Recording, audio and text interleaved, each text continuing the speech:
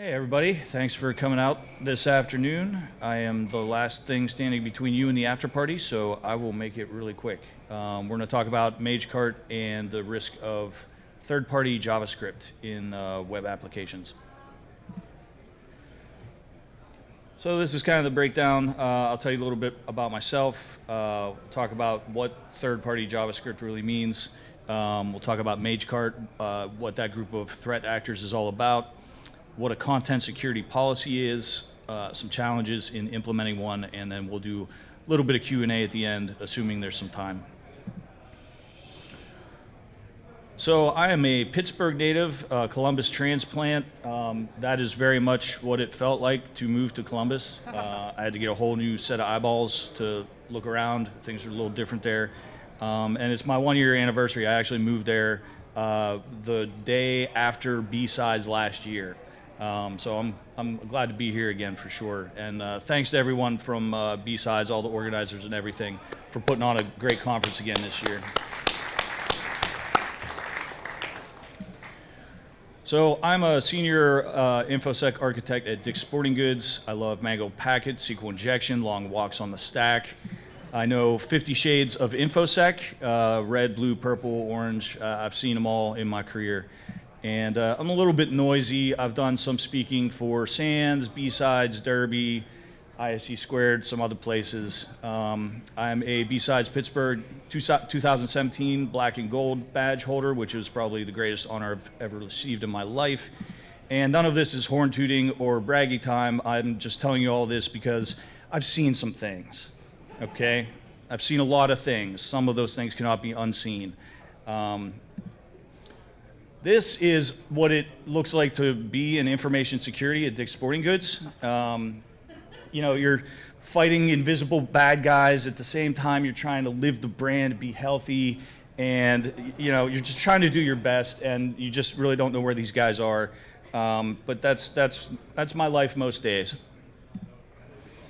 So let's talk about third-party JavaScript integrations, what they are, who uses them, and why they're used. So JavaScript, third-party JavaScript is essentially JavaScript that's instructed to load into the user's browser from a domain other than the source, other than the origin. So, you know, you can, your web page may say, okay, call out to this third party to load up some JavaScript, and that might, you know, be something that you do for a number of reasons. We'll get into that. The trusted code, and I put the question mark there, is because that, you know, you don't really know it's trusted. It's coming from a third party. And you don't really have any control over it because it's coming from a domain that you don't own. And this is often referred to as tagging or tags by the industry or by the business. So if you hear them talking about, hey, I want to put a new tag on the website, this is what they're talking about. So who wants to do this? Retail, right here. Hospitality industry also uses a lot of JavaScript tagging. You know, so I'm talking about like hotels, airlines, those kind of folks. Entertainment industry, Ticketmaster is a big user of this, and they actually got breached because of this, and we'll talk about that a little bit more. I mentioned airlines, and it's really any site that has an e-com presence or, you know, social media. Anybody can use third-party JavaScript, and you'd be surprised if you pulled up some of your favorite websites, did a view source, and looked at all the different domains that your browser's talking to. So why? Why would we do this? Well, marketing purposes. So, you know, I go to Amazon and I look at a product, and, you know, suddenly that same product follows you around on every other website you visit. So that's third-party JavaScript. Customer service or customer experience. A lot of times, you know, your internal team might want to keep track of, you know, what your users are experiencing, if it's a good experience, bad experience.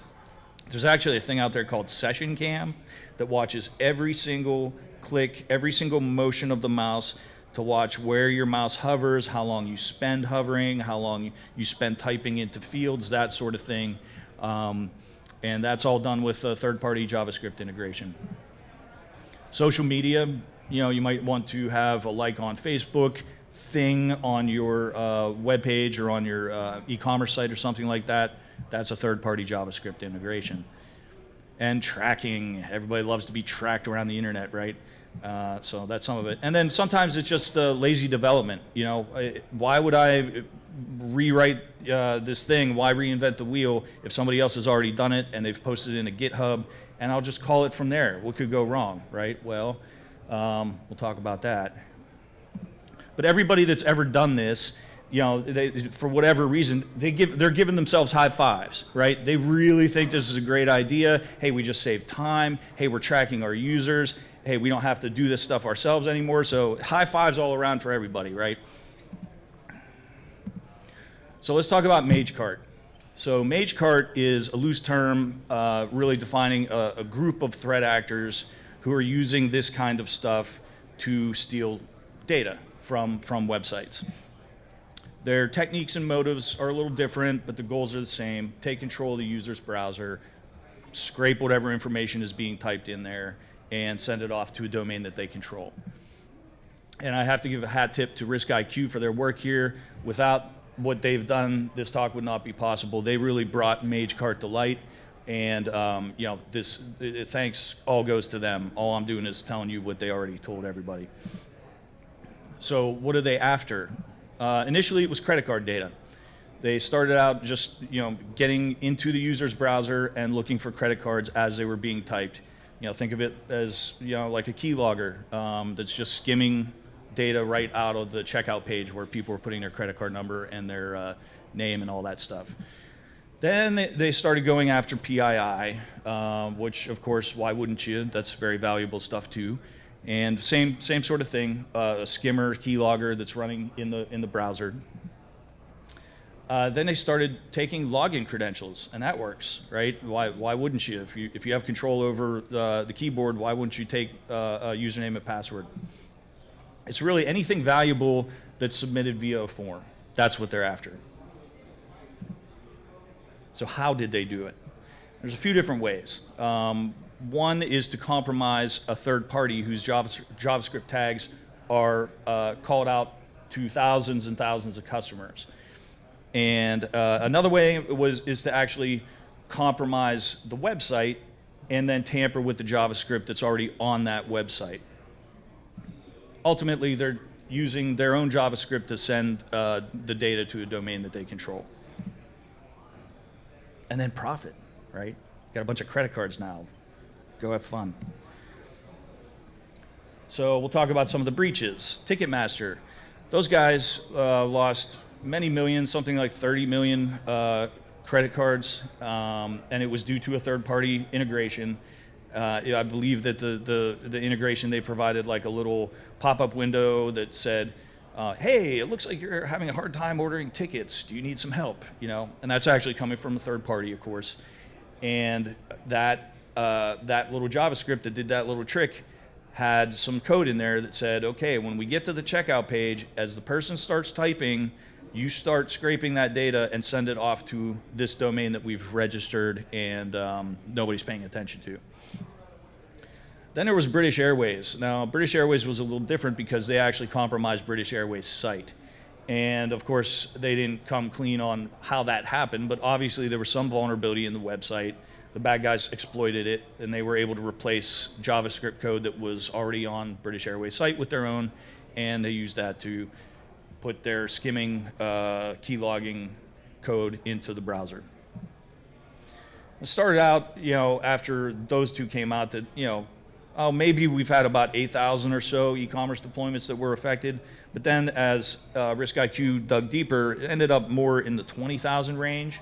And you know, it all ended up because a lot of these third parties were compromised, and these third parties had thousands and thousands of customers, so all of those e-commerce sites were ultimately compromised.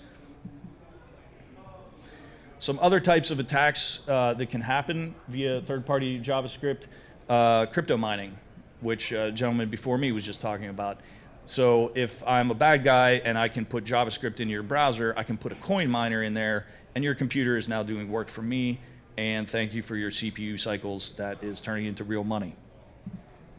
Adware is another one, to be able to insert maybe pop-up ads for a competitor, which would be not good for us. I don't want you going to Amazon if you're shopping at Dick's Sporting Goods, right?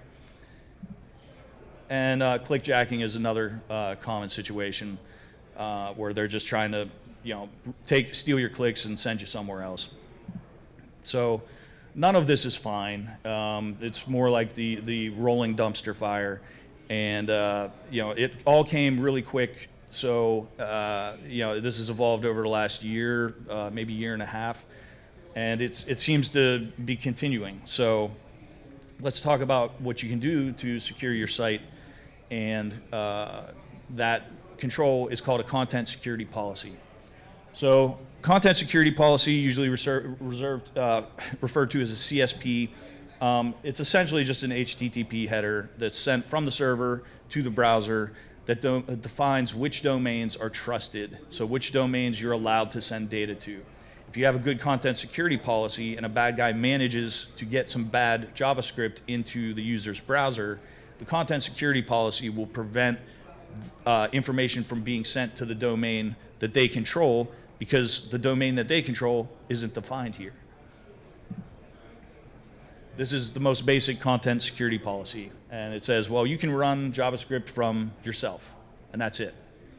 Well, that's not going to help you with third-party JavaScript integrations because you haven't defined any domains with this one. But I love this one because it's super, super secure. So some other directives. So this is how you might define Google and then maybe a trusted partner. And you say, okay, well, you can run scripts from the server itself, from anything in Google, and from mytrustedpartner.com. Now, when you start getting into the wildcard type situations, that gets a little dicey because that could maybe mean, a Google storage location. If that read GitHub, that could be problematic. There was a story about a guy who had, an attacker essentially took control over a GitHub repository that contains some code that a lot of people were using, and the attacker just kind of asked the owner of the GitHub repository, hey, I see that you're not doing any active development on this code anymore. Would you mind if I became the owner? And the guy was just like, oh yeah, sure, here you go. And then the bad guy took over the repo and did malicious things with it and infected a ton of sites. So yeah, don't just like implicitly trust GitHub.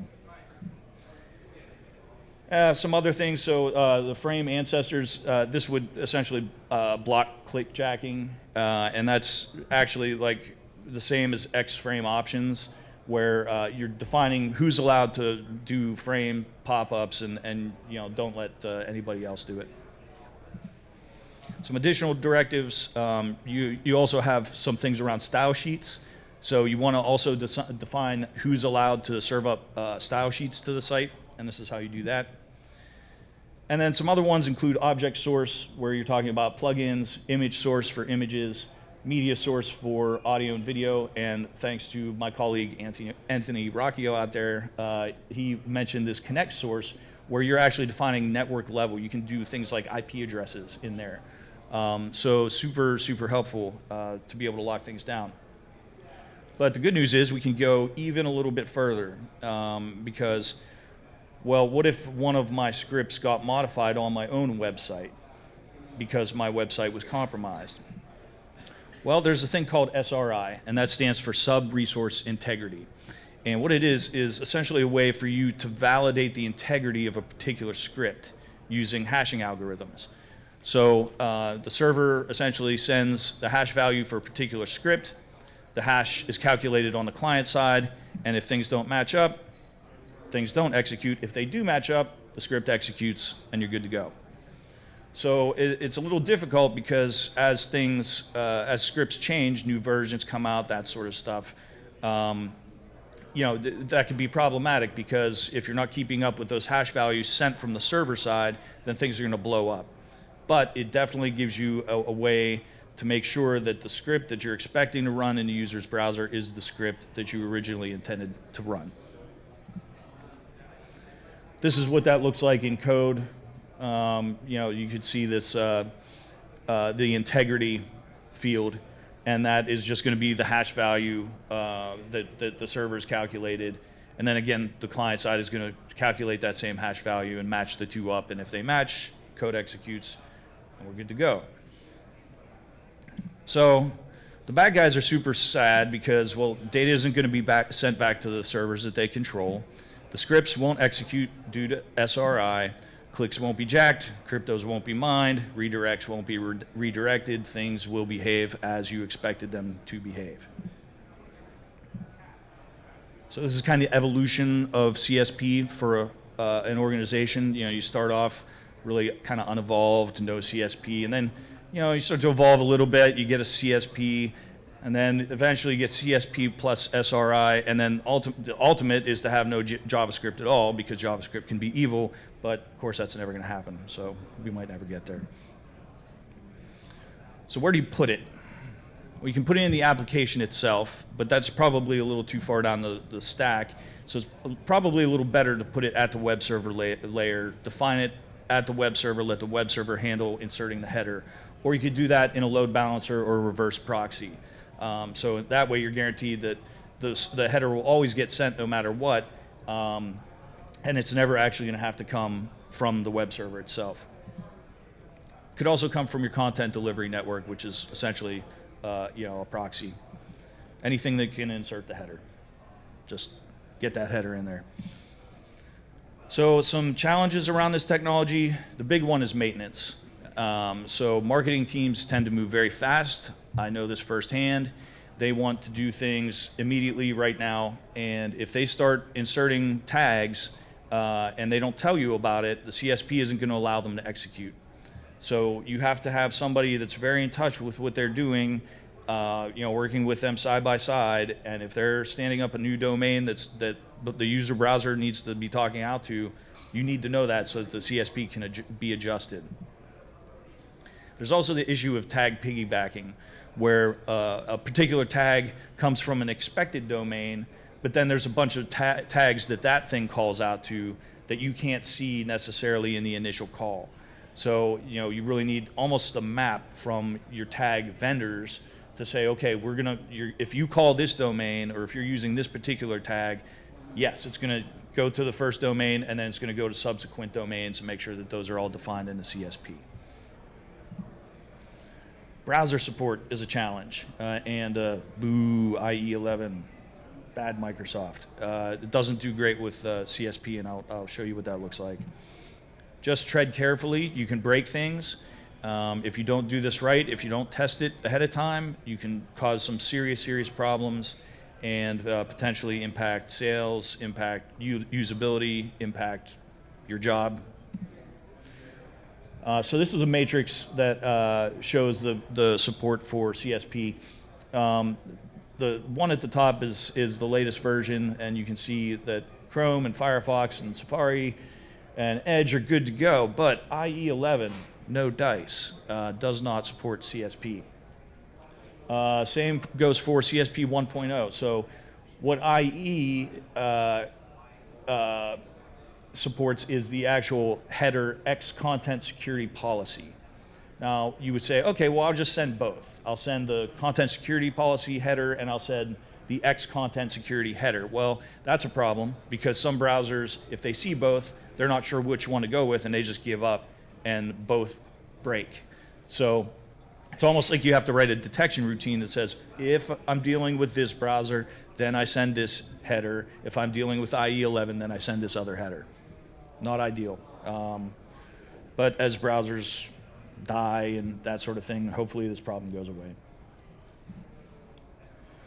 So some tools for you. The Google CSP Evaluator is awesome. It will tell you, it will interpret a CSP from a particular website and give you all sorts of, red marks or green marks, or it will essentially interpret the CSP just as if Chrome would. And that's very helpful from a testing standpoint. You don't have to do that yourself. CSP Evaluator will do that for you. It's free. CSP is Awesome is another great site. They actually help you build a CSP. You simply put in the domains and the type of data that is being sent from those domains, and it'll build a real nice, pretty CSP for you. And free, as in beer. Report URI is a similar kind of thing. It has some testing and some CSP building capabilities. And I would say that the master of all this stuff is a guy named Scott Helm. He's out of the UK. He's got some really awesome blog posts about this particular issue and some challenges that you'll run into with SRI and those kind of things. So definitely check him out. And all these resources can be accessed at this tiny.cc. So don't worry about having to Google too much. You can just go there, and I have links out to all this stuff. So that was about 20 minutes. Does anybody have questions? Sure. Yeah, I wonder if you could talk a little about eliminating unsafe inline. In my experience, I deal with a lot of client sites, a lot of legacy stuff, and I use CSP. But unsafe inline is, if you include it, you might as well not. I mean, it's better than no CSP, but it's really hard to get rid of. Yeah. So I know you can use like a nonce, but that's really complicated. If you can talk about it. Yeah, so the question's around unsafe inline, which is a challenge. It's where you have to define, in the CSP, you're basically saying, yes, I'm going to have JavaScript inline in this page, and you must permit that. So the challenge is, you're going to you have to ask your developers to not do that and to put the stuff outside, the page. And yeah, it's a challenge for sure. And there are some commercial applications that's just not possible, because you're going to have to go to like an IBM or some big company and ask you to do that. It is a risk, because same sort of situation, if you have an attacker who's able to compromise the site and then modify those web pages specifically, then that code's going to run. And that's regardless of what's in the CSP if you have unsafe inline. But with you need a code rewrite. That's the only way that you can really do anything about that, unfortunately. Anybody else? Ryan?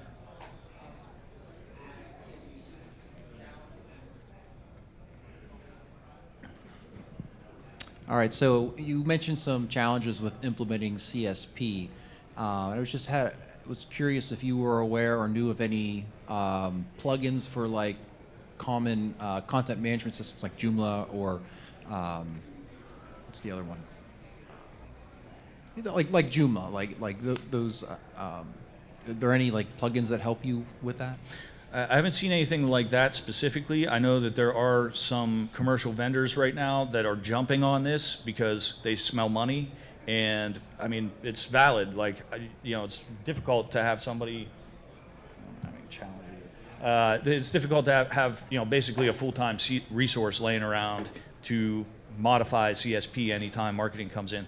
So I do know of a couple vendors. I'm not going to name them because I don't really know if their solutions are great or not, but we can talk about it offline. Yeah. If you do some Googling and look for tag governance, you'll get pushed a bunch of ads via JavaScript.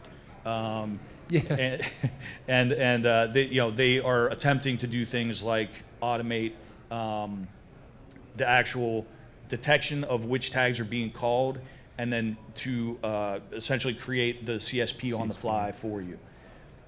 So they're working on it, but this is all, it's funny because this stuff has been around forever, and people have been doing it forever, but suddenly you get a bunch of bad guys that start exploiting it, and it's like, oh, I guess we need a solution. Yeah. So we're a little bit behind the 8 ball there, but there are some solutions out there. Okay, great, thank you. Anybody else? Okay. Well, thank you very much. If you want to reach out, talk about some stuff a little more, shoot the breeze. You want to complain about JavaScript, I'm all ears. And thank you very much for coming. I appreciate it.